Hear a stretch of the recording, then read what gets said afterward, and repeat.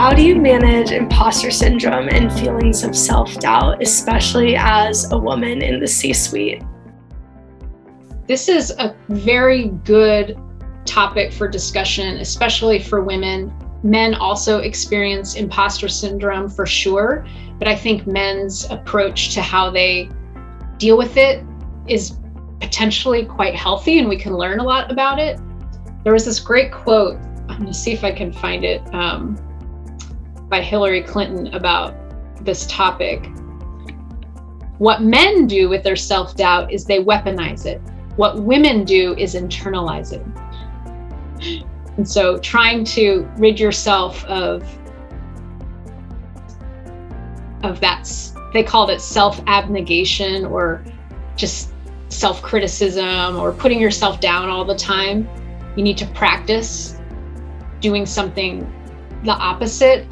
A lot of times what I hear from male colleagues is they might doubt themselves, but they just go for it, or they just push through the fear.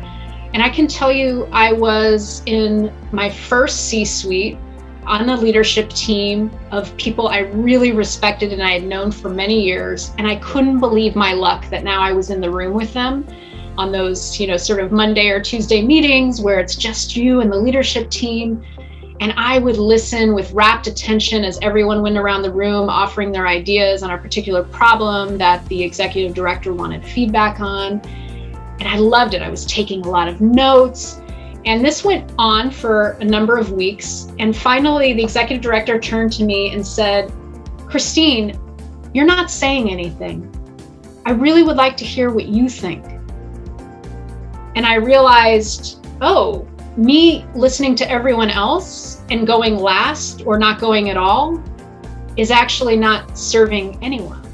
I like the part where you said that we can potentially learn from men and how they kind of cope with imposter syndrome. Because I remember over the summer when I was doing the research, I read an article that said something like men will read a job application and they will only be able to do, say, like 3 to 4 things on that or they'll only have 3 or 4 of those qualifications out of 10, and they'll still apply because they're like, the worst that can happen is they'll say no. But then women, on the other hand, will need at least 8 out of the 10 qualifications to even put their foot forward, which is just so mind-boggling, and obviously like persists in many different areas. Yes.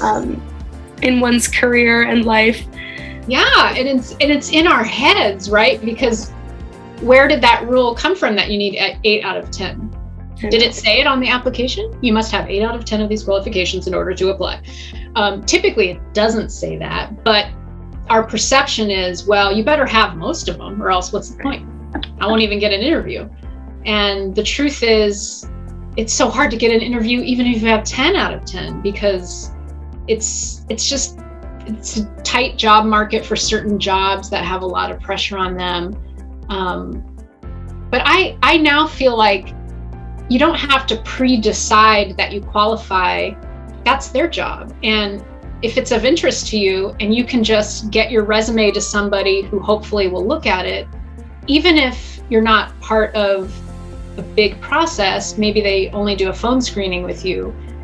It's just one more opportunity to practice, one more opportunity to hear yourself and not cringe. Or maybe you cringe and you decide, next time I'm going to do this a little differently. Putting yourself out there and promoting yourself and talking about your work can be so stressful and so distasteful. Most of us don't want to talk about ourselves. It's weird. But the more you practice it, you can just pretend almost like you're an actor. Like, I'm acting like I'm doing a job interview today. Who knows the difference? And so I think sometimes imposter syndrome or lack of confidence manifests in being quiet and letting everyone else talk because they must know what they're talking about. But the truth is, a lot of people have no idea what they're talking about. They're just good at talking. And so I still prefer listening. That's just how I am. I love to hear everyone's ideas before I start yammering on. But now I try to strike a little bit of a balance. I might go halfway through instead of waiting till the very end. Or sometimes I'll really push myself and go first, which I don't like to do because I feel like it's rude. I want everyone else to go before I go.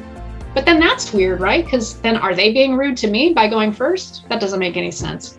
So imposter syndrome is something you can absolutely reckon with and shape and recognize in yourself without letting it defeat you.